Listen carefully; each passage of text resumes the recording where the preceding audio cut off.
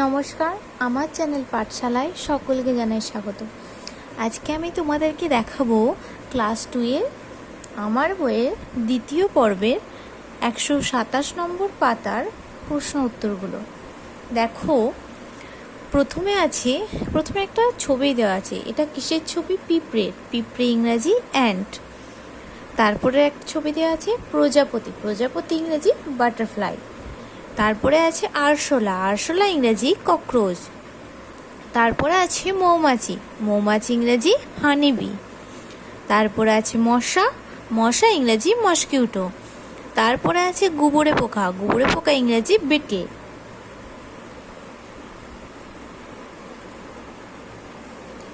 তারপরে দেখো বলেছে C the pictures fill in the gaps. দেখো এখানে ছবি দেখতে পাচ্ছি, সেই ছবিটা দেখে আমাদেরকে শূন্যস্থান পূরণ করতে হবে।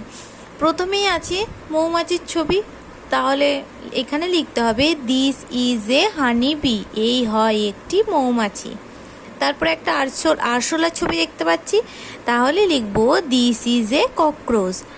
তারপরে প্রজাপতি, দিস ইজ এ বাটারফ্লাই। তারপরে পিঁপড়ে, দিস ইজ অ্যান অ্যান্ট।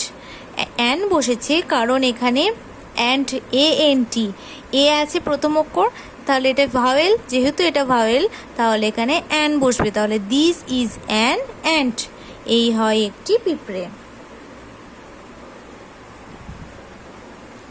তারপরে 128 নম্বর পেজে দেখো কিছু অঙ্ক দেওয়া আছে, যোগ দেওয়া আছে। প্রথমে আছে 36 যোগ 9 যোগ 8, তাহলে 8, 9 আর 6 এই তিনটাকে যোগ করলে হবে 23। 23-এর 3 হাতে রইল 2টা, তাহলে দশকের ঘরে লিখলাম।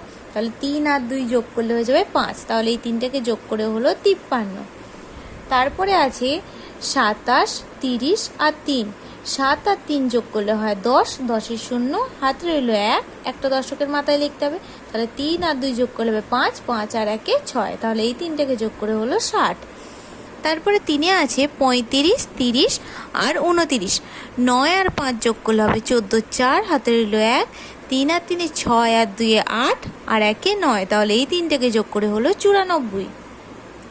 তারপরে আছে 42, 35 আর 19, এই তিনটাকে 9, 5 আর 2 যোগ করে হবে 16, 6 হাতে রইল 1, 4 আর 1-এ 5 আর 1-এ 6, 6 আর 3-এ 9, তাহলে এই তিনটাকে যোগ করে হলো 96।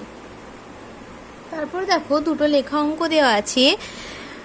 দয়ারাম কাকুর ঝুড়িতে অনেকগুলো লিচু আছে, তিনি মিমিকে 14টি ও পথিককে 19টি লিচু দিলেন। এখনও ঝুড়িতে 13টি লিচু পড়ে আছে। হিসাব করে দেখি দয়ারাম কাকুর ঝুড়িতে প্রথমে কতগুলি লিচু ছিল। তাহলে মিমিকে দিলেন 14টি, পথিককে দিলেন 19টি, ঝুড়িতে আছে 13টি, তাহলে এই তিনটাকে যোগ করে কত হয়েছে? 46টি। তাহলে ঝুড়িতে মোট লিচু ছিল 46টি। তারপরের অঙ্কটা দেখো, এখানে গল্পটা লেখা ছিল না, এখানে বলেছে নিজে গল্প লিখি। এখানে বলে দিয়েছিল জিলিপি 22 টাকা, পাঁপড় ভাজা 17 টাকা আর বাদাম ভাজা 38 টাকা, এই তিনটে বলে দিয়েছিল, কিন্তু এখানে কোনো গল্প লেখা ছিল না। দেখো এখানে গল্পটা লিখেছি, দাদা রথের মেলা থেকে 22 টাকার জিলিপি, 17 টাকার পাঁপড় ভাজা ও 38 টাকার বাদাম ভাজা কিনে এনেছেন। হিসাব করে দেখি দাদার মোট কত টাকা খরচ হয়েছিল।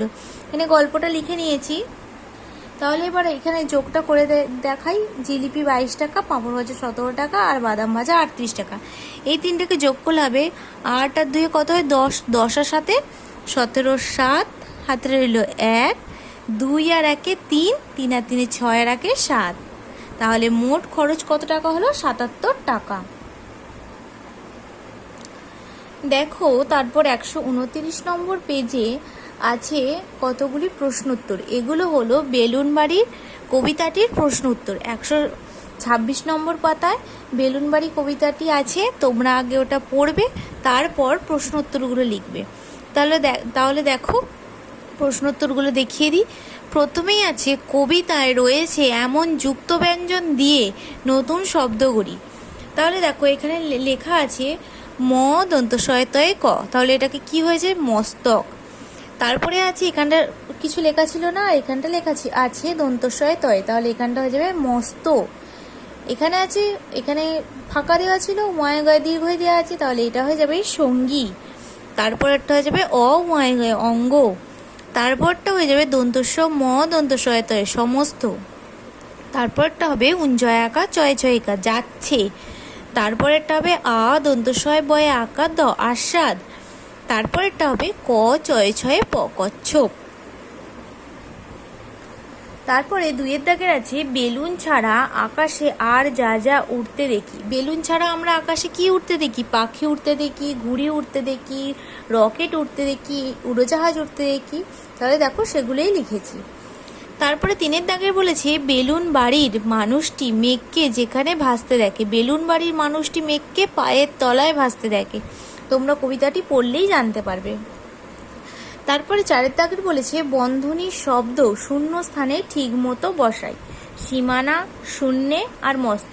তাহলে দেখো প্রথমে 4 দাগের একেরটা বলেছে বেলুনে চড়ে ড্যাশ পাড়ি দেওয়া যায়, বেলুনে চড়ে শূন্যে পাড়ি দেওয়া যায়। 2 আছে বেলুন বাড়ির কোনো ড্যাশ থাকে না, বেলুন বাড়ির কোনো সীমানা থাকে না। তারপরে 4-এর 3-একটা বলেছে থাকার সঙ্গে চলার স্বাদ পেতে বাড়ির ওপর ড্যাশ বেলুন বাঁধতে হবে, থাকার সঙ্গে চলার স্বাদ পেতে বাড়ির ওপর মস্ত বেলুন বাঁধতে হবে। তারপরে 5 দাগের আছে দেখো বিপরীত অর্থের শব্দ পাশে পাশে লিখি। ওপর, ওপরের বিপরীত শব্দ কি হবে? নিচ বা নিচে। তারপরে আছে বাঁধা, বাঁধার বিপরীত শব্দ হবে খোলা। মস্ত, মস্ত মানে বড়, তাহলে বড়র বিপরীত শব্দ মস্ত শব্দ হয়ে যাবে ছোট। তারপর সীমা, সীমার বিপরীত শব্দ হয়ে যাবে সীমাহীন। তারপরে 6 দাগের বলেছে বাক্য রচনা করি। দিন, দিন দিয়ে বাক্য রচনা করেছি। একটি সপ্তাহে 7টি দিন থাকে, একটি সপ্তাহে 7টি দিন থাকে। শূন্য, শূন্য দিয়ে সংখ্যা শুরু হয় না। নিজের, নিজের কাজ নিজের হাতে করা উচিত। বেলুন, বেলুন আকাশে বেলুন ওড়ে। তোমরা এখানে নিজেদের মতো করে বাক্য রচনা লিখতে পারো। যদি তোমাদের আমার এই ভিডিওটি ভালো লেগে থাকে তাহলে অবশ্যই লাইক, কমেন্ট, সাবস্ক্রাইব এবং শেয়ার করতে ভুলবে না। ধন্যবাদ।